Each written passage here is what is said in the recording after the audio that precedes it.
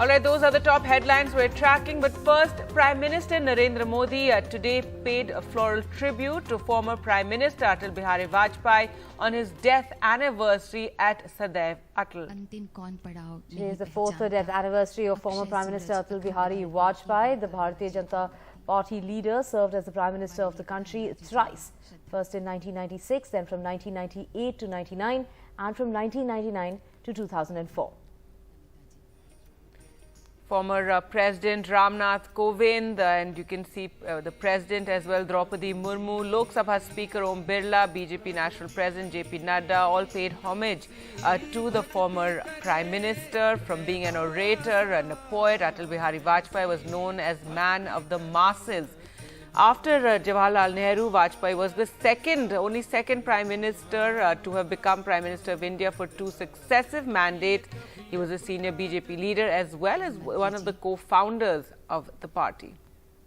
Born on the 25th of December 1924, Vajpayee was from Madhya Pradesh's Gwalior. He's a recipient of the Padma Vibhushan as well as India's highest civilian honour, the Bharat Ratna.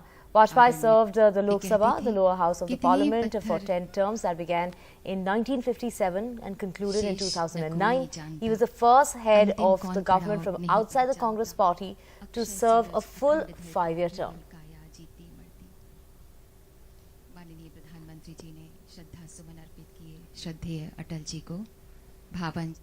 In other news, a man was stabbed in Karnataka's Shivamogga district, allegedly as two groups clashed over a banner featuring the image of Vinayak Damodar Savarkar, whom the BJP considers one of its biggest icons. You can see that poster there. Reports said one group had put up the banner, another tried to remove it and replace it with a poster featuring Tipu Sultan, the 18th century ruler who fought against the British and was killed in the 4th Anglo-Mysore War. Someone who the BJP has been extremely critical of, and as you can see, the police arrived there. They then confiscated the poster. You had to use batons to disperse the crowd and bring the situation under control. Well, let's go across. Let's listen into what the police had to say on the situation.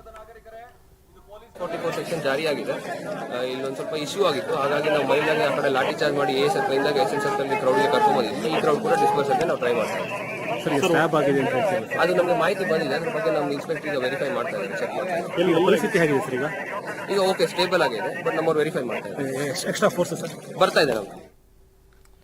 All right, Shrija joins us on the phone line for more. And Shrija, so prohibitory orders, they're in place, and once again, tension in Shivamogga. Give us the details.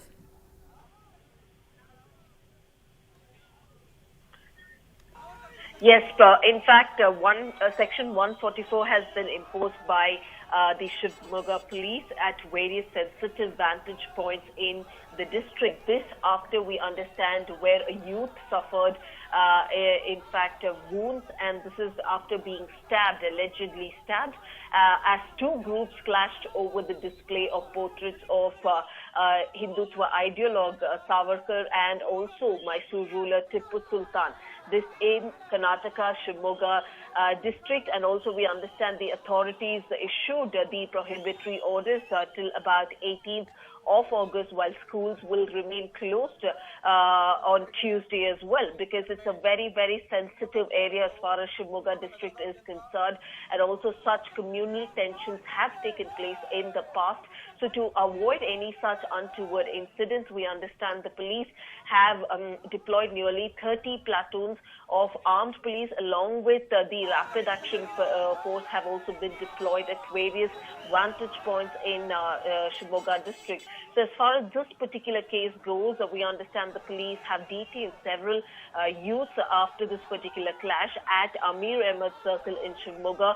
And we also understand a few youths had protested the installation of Savarkar's photograph at this particular circle, and they had also later brought, another group had brought down the poster of Tipu Sultan as well. So the police had to resort to lathi charge and also the fighting mob to bring the situation under control. Right, Shrija, if you can get us an update of the man who was stabbed and rushed to the hospital, if you can get us his health update. Well, so the person has been identified as Prem Singh. In fact, we understand, according to the Superintendent of Police, B.M. Lakshmi Prasad, he says he was immediately taken to a hospital. Right now, his condition is stable. Even Home Minister Araganyanendra visited the victim at the hospital and has also assured stringent action against the accused. Right, Shrija, thank you so much for joining us with all those details.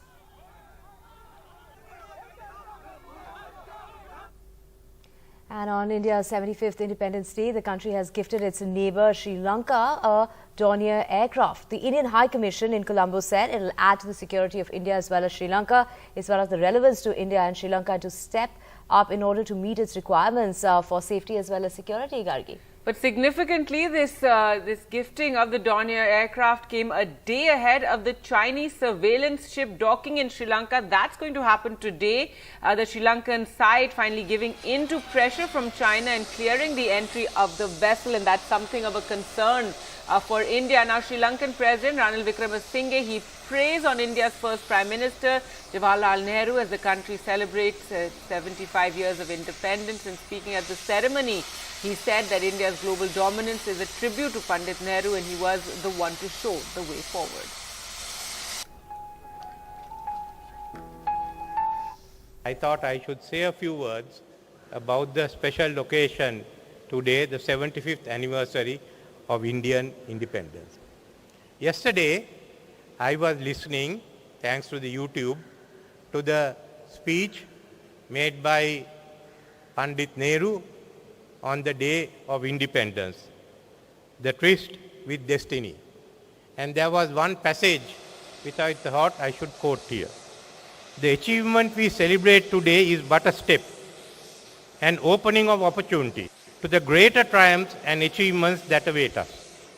Are we brave enough and wise enough to grasp this opportunity and accept the challenge of the future? The way forward was shown by none other than Pandit Nehru. What you grasp, you are reaping today. India today is becoming a world power, and it is still on the rise. And by the mid-century, when we are no longer there, you could see a powerful India playing a dominant role in the global stage. There's something more that we in Sri Lanka must mention, which a lot of people don't know. Panditji gave us full cooperation for Sri Lanka to enter the United Nations, to become a member. I remember, and I was told, how his representative to the UN, Minister V.K. Krishna Menon, gave all the support to my father, who had to go around in New York arranging for Sri Lanka's entry into the United Nations. My father knew him well. I only saw him at a distance as a student, watching his car pass by on the way to India House. And my advice to rising politicians from Sri Lanka, those who aspire for higher office, is get to know your Indian colleagues. Get to know them well and get to deal with them. Because if you do not do that, it will be difficult for you to look at issues and understand what each other says. We have common viewpoints in many. We are but a small country in the middle of the ocean, while India, while looking after its own interests, must also look at its role as a global power. But it is essential that we speak to them. After all, India is our closest neighbor. And there are many issues which are common to us, of which we are understanding, of which we have to resolve, not only issues that pertain to Indo-Lanka relations, but to the region and to the Gulf. So in this area, it is possible for us, and it has been on many occasions for us to come to an agreement or have a similar viewpoint with India. It's with those that we consolidate. But being two states, two governments, there are also times when we have differences which should not become disputes. Because what is our relationship? Our relationship is not merely one of between two countries. We've gone beyond that. I think if that was available to India, history of India would have been different. So we have all these commonalities and we have to build on it. I've always said that we are two sides of a single coin. It is not possible to split a coin for one face to fall one way and the other face to fall the other way. Whatever it is, history has put us together. And we have to stay together. What is this relationship? I really haven't got a word for it. The closest I could come was a symbiotic relationship between the two countries. So when we are both now marking our 75th anniversary, I would say let us commit ourselves to further strengthening our relationship. And thank you for inviting me.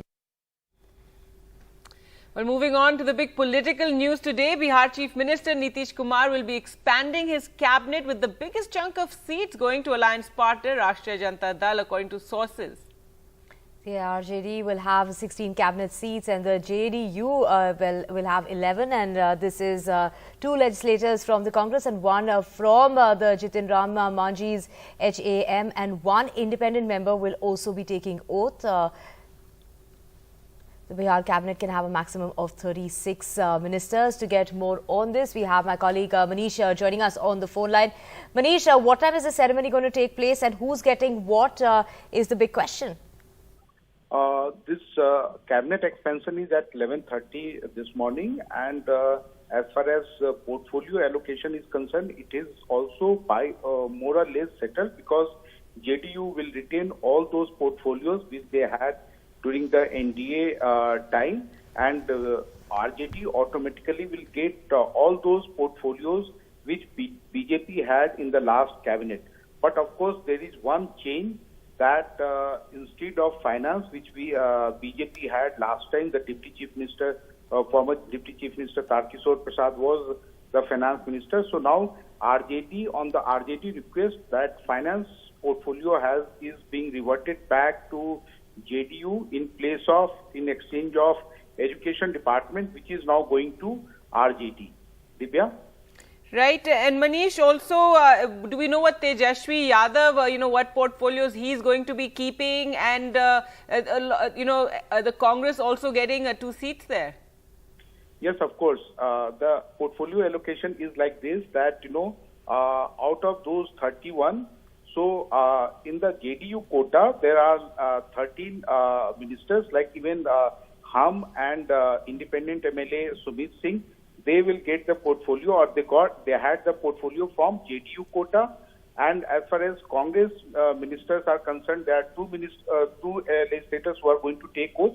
So they will get 2 ministry, and that will be from RJD quota. So it is not yet clear that what exactly departments being allocated to them, which we will come to know later in the day. But of course, Tejashwi Yadav is going to retain some of the key departments like health and PWD, which is roads, because these are the key infrastructure departments, and he's like, he's the leader and he would like to retain those.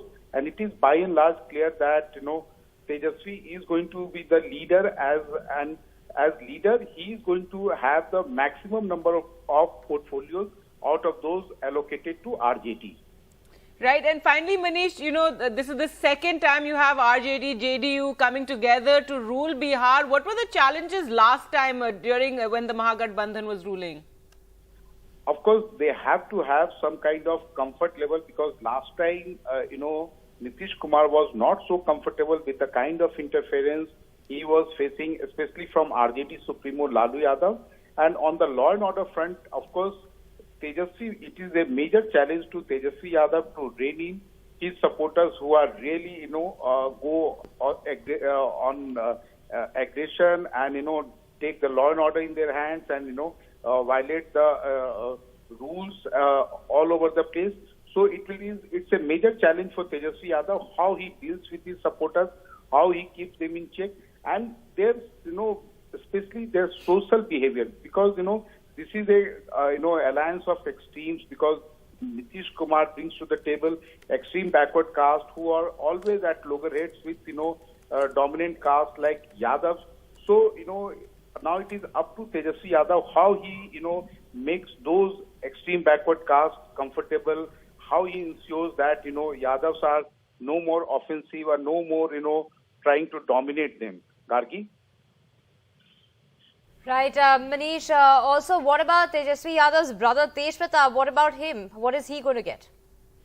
It is not yet clear, but of course, last time he had these departments like health and some other departments, but this time he will have to contend with not more than one department. Right, thank you so much, Manish, for joining us with those details.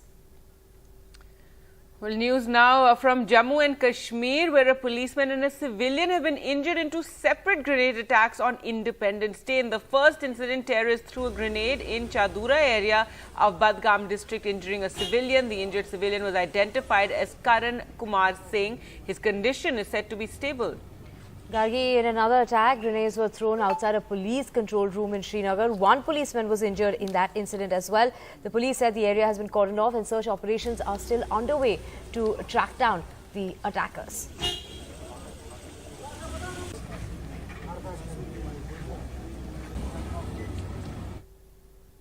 Switching tracks, FIFA, the apex football body on Tuesday announced that it has decided to suspend the All India Football Federation with immediate effect, and the decision was taken unanimously by the Bureau of the FIFA Council, Gargi. Right, so very surprising decision there, but this decision has been taken due to undue influence from third parties is what FIFA has said, which constitutes a serious violation of the FIFA statutes. The suspension means that FIFA Under-17 Women's World Cup 2022, which was scheduled to take place in India in October on the 11th to 30th of October, now cannot be held in India, is what this press release stated further.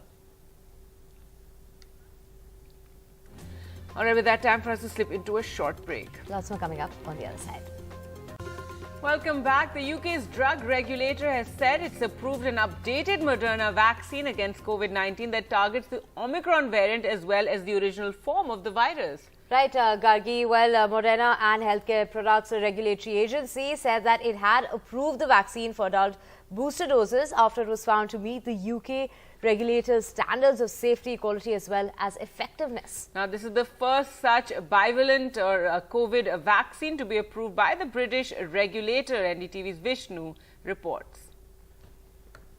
The Serum Institute of India, in collaboration with their partners Novavax, are in the process of trialling an Omicron-specific, Omicron BA.5 subvariant-specific vaccine.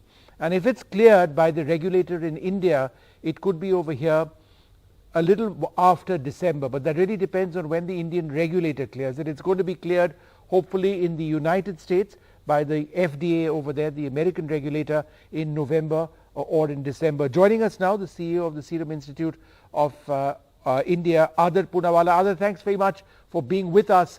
What exactly are you collaborating with Novavax on?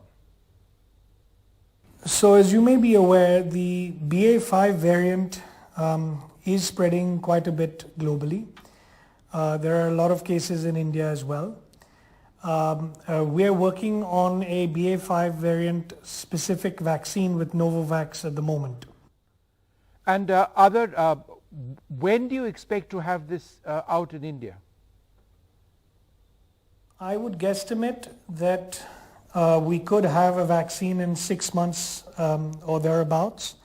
It's based on the Indian regulators, how quickly they allow us to produce that. The trials with Novavax are underway in Australia as we speak, and probably by November or December, we should be in a position to even apply to the US FDA for that, for the US. Whether we have to do a separate clinical trial in India is yet to be decided. Our teams are talking to the government officials in the coming weeks, and we hope to have a vaccine by the end of this year or the latest, the first quarter of next year. I think this vaccine is important as a booster because although the new variant may not be causing a lot of hospitalizations, it is very serious if you get it. It's like a very, very bad case of the flu, like symptoms that you get, fever, body ache, your throat, and various other symptoms. So it is, in my opinion, important to boost with that vaccine whenever it gets approved and is available.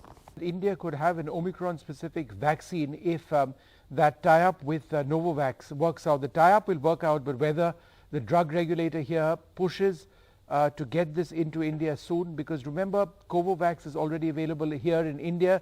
This is a variation of the same drug. Of course, there is a regulatory process, and that regulatory clearance should hopefully come by November or December in the United States. If using emergency powers, it is cleared for use in India, the manufacture of the drug can happen quite soon. We'll keep tracking that story. It's important because it comes on a day when the UK's drug regulator has said that it's approved an updated Moderna vaccine against COVID-19 that targets the Omicron variant as well as the original form of the virus. It's what's called a bivalent vaccine. The Medicine and Healthcare Products Regulatory Agency in the UK says that it had approved of the vaccine for adult booster doses after it was found to meet the UK regulator standards of safety, quality and effectiveness. It was the first such bivalent COVID-19 vaccine to be approved by the British regulator. Welcome back. Prime Minister Narendra Modi led celebrations on India's 75th Independence Day, 75 years of independence, and set the people a series of goals for the next 25 years. Right, Gargi, let's just listen into the Prime Minister's 5 goals for the next 25 years and the challenges he sees on the way and the message he has for the country.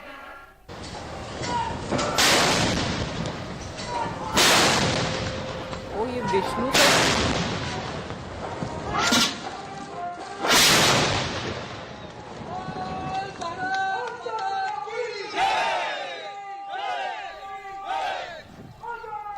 पहला प्राण अब देश बड़े संकल्प लेकर के ही चलेगा। बहुत बड़े संकल्प लेकर के चलना होगा और वो बड़ा संकल्प है विकसित भारत। अब उससे कुछ कम नहीं होना चाहिए। बड़ा संकल्प। दूसरा प्राण है किसी भी कोने में हमारे मन के भीतर, हमारे आदतों के भीतर गुलामी का एक भी अंश अगर भी अभी भी है तो उसको किसी भी हालत में बचने नहीं देना। अब 100%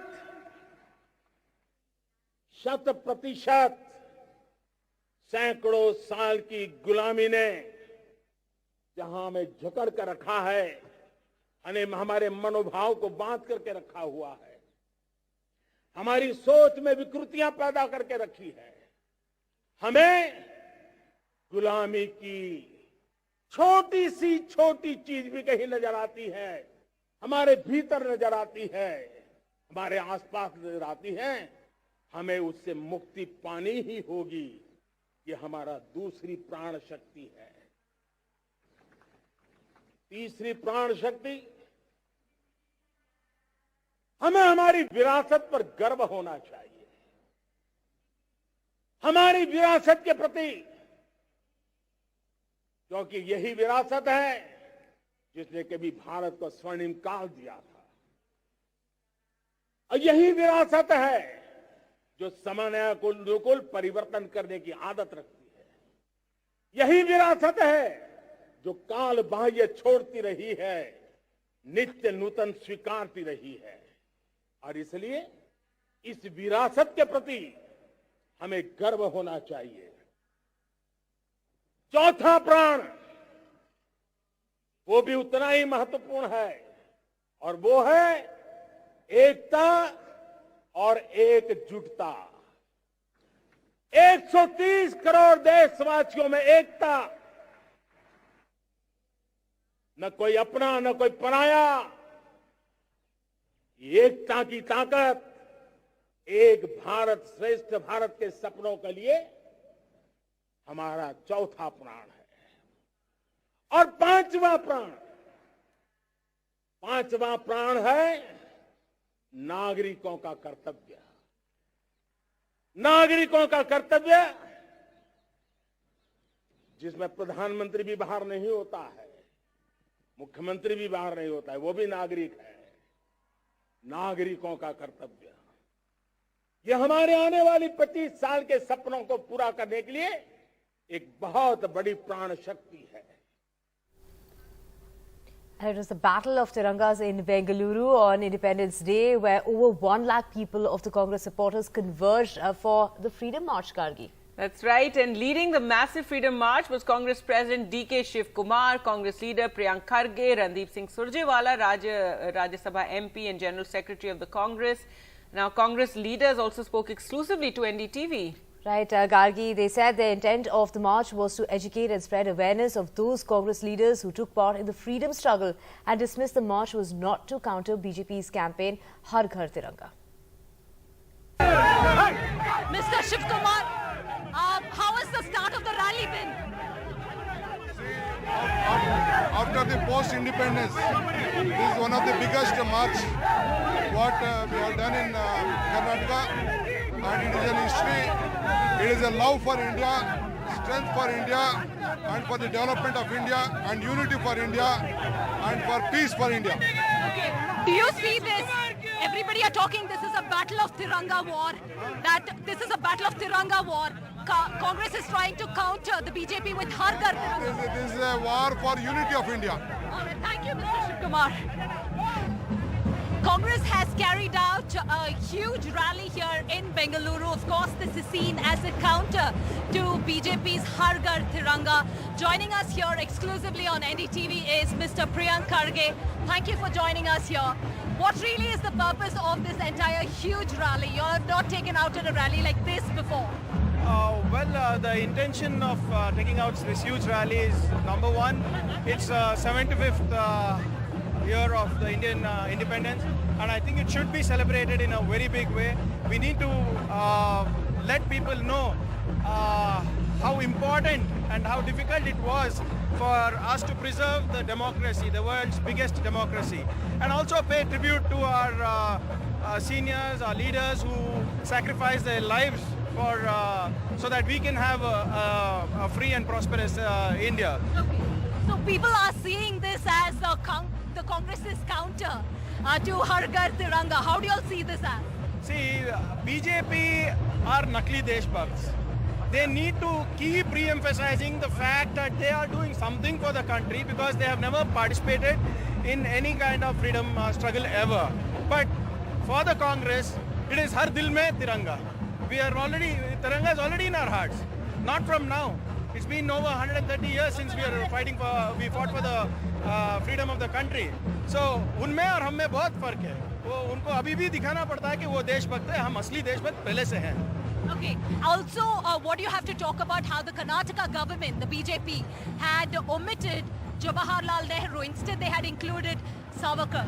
No, it's petty politics. Okay, we have ideological differences with Savarkar. We'll take that up. But you cannot wipe out the legacy of Nehru. Can you erase the history that he was jailed for 3,259 days? Can you erase that fact? Can you erase the fact he was the first Prime Minister of India who ensured that the secular values were preserved? We had a robust foreign policy, ensured that the scientific temperament is groomed. Can they erase the fact that IIT, IIMs, dams, hospitals, what all he did can be erased overnight? No. Well, news now of Bihar, and Bihar Chief Minister Nitish Kumar will be expanding his cabinet today, with the biggest chunk of seats going to alliance partner, the Rashtriya Janata Dal. According to what sources have told NDTV, the RJD will have 16 cabinet seats, the JDU will have 11. 2 legislators from the Congress and 1 from Jitin Ram Manji's HAM, the Hindustani Awam Morcha, and 1 independent member will also be taking oath. The Bihar cabinet can have a maximum of 36 ministers. So to get more details on this, we have my colleague Manish who sent us all these details, including what time the ceremony will take place. This cabinet expansion is at 11:30 this morning, and as far as portfolio allocation is concerned, it is also by more or less settled, because JDU will retain all those portfolios which they had during the NDA time, and RJD automatically will get all those portfolios which BJP had in the last cabinet. But of course, there is one change that instead of finance, which BJP had last time, the Deputy Chief Minister, former Deputy Chief Minister Tarkishore Prasad was the finance minister. So now RJD, on the RJD request, that finance portfolio is being reverted back to JDU in exchange of education department, which is now going to RJD. Divya? Right, and Manish, also, do we know what Tejashwi Yadav, what portfolios he's going to be keeping, and the Congress also getting 2 seats there?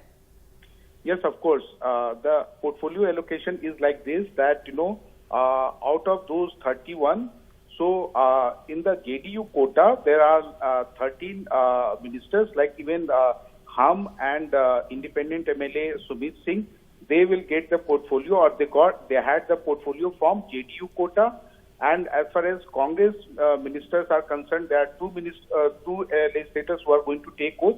So they will get 2 ministry, and that will be from RJD quota. So it is not yet clear that what exactly departments being allocated to them, which we will come to know later in the day. But of course, Tejashwi Yadav is going to retain some of the key departments like health and PWD, which is roads, because these are the key infrastructure departments, and he's like, he's the leader, and he would like to retain those.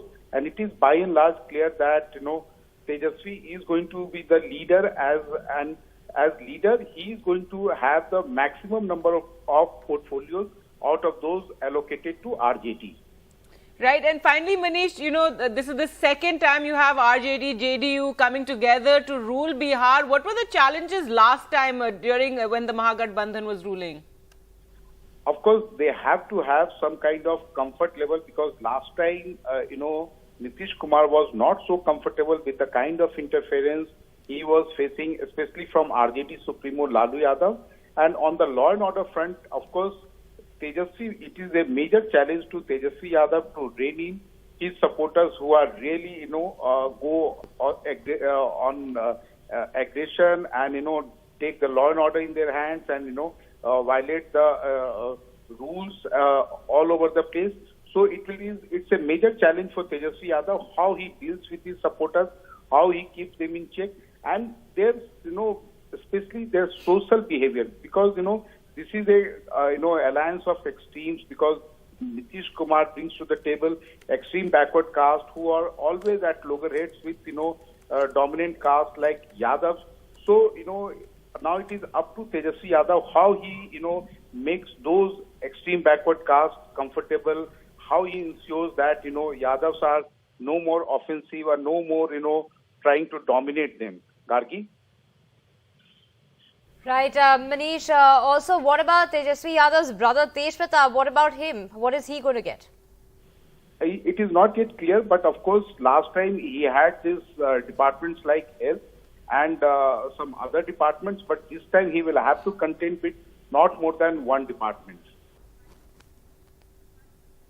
Switching tracks, Traders Body has said that Har Ghar Tiranga campaign gave a boost to the flag sales by almost 3 times, Gargi. That's right, Divya. I'm just worried about how people are going to keep those flags now, and hopefully they will be kept, safely and not just disposed of. Now, the Har Ghar Tiranga campaign has generated business worth 500 crores. Sakshi Bajaj reports.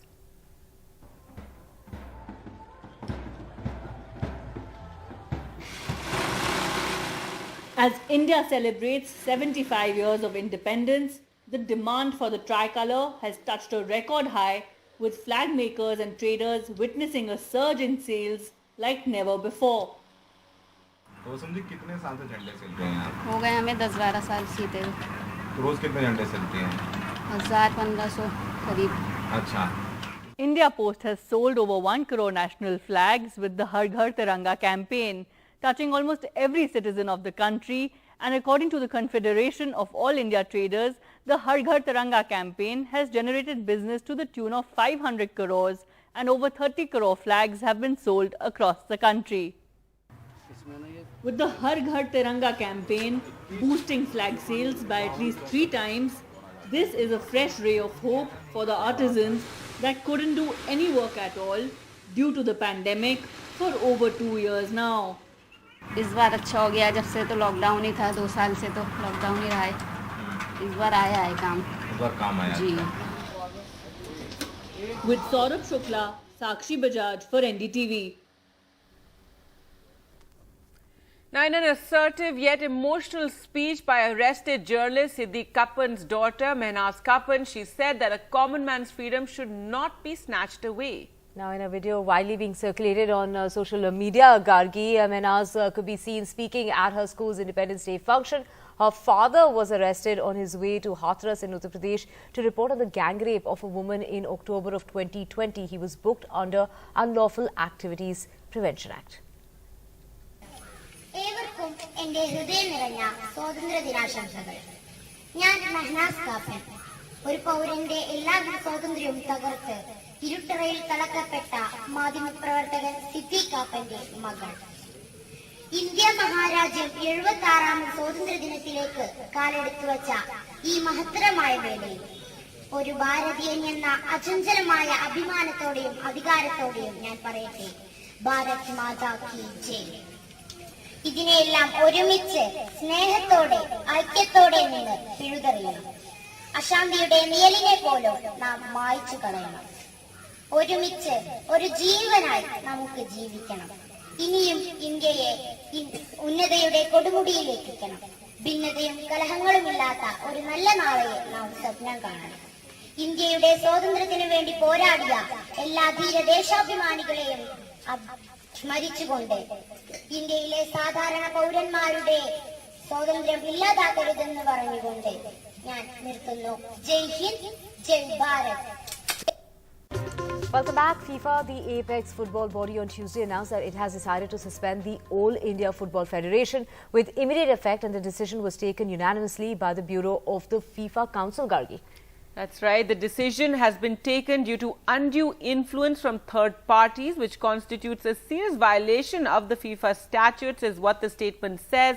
The announcement was made on their website, which stated that FIFA would lift the suspension once an order to set up a committee of administrators to assume the powers of the AIFF Executive Committee has been repealed and the AIFF administration regains full control of the body's daily affairs. Well, let's go across to Rika for more on this. And Rika, this is, very shocking news coming in. Give us more details. What is this third party influence? And also now the Women's World Cup is in question, which is meant to be held in India.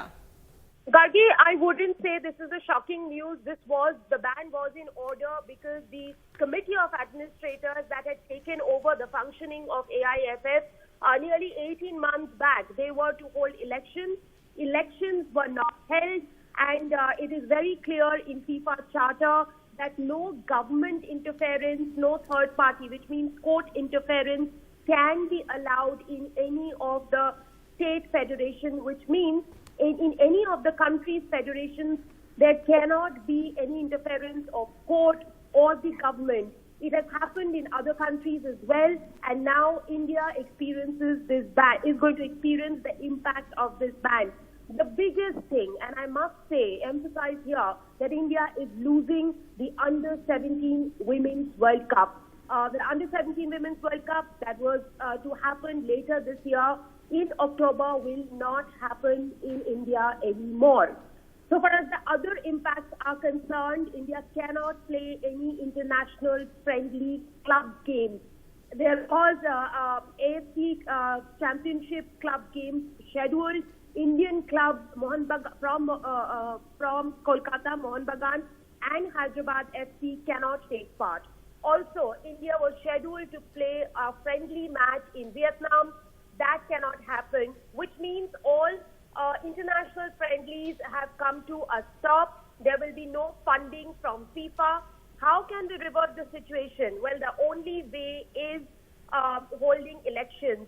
And the COA, which the Committee of Administrators, which has long been saying that there will be no FIFA ban, now have been slapped with it. They knew when they came to office that FIFA does not accept external influence, which is them being in power, them being in office.